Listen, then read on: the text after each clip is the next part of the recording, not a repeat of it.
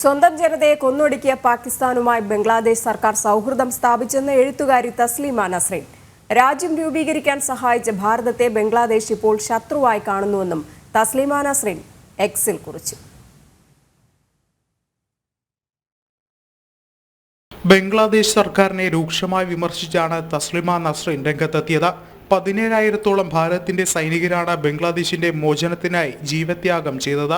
1 കോടി ബംഗ്ലാദേശി അഭയാർത്ഥികൾക്ക് ഭാരതം ആശ്രയമായി. ബംഗ്ലാദേശിലെ നിലവിലെ സർക്കാർ ആ രാജ്യത്തെ ശത്രുവായി കാണുന്നു. 30 ലക്ഷം ബംഗ്ലാദേശുകാരെ കൊല്ലുകയും 2 ലക്ഷം സ്ത്രീകളെ ബലാത്സംഗം ചെയ്യുകയും ചെയ്തവരാണ് പാകിസ്ഥാനികൾ.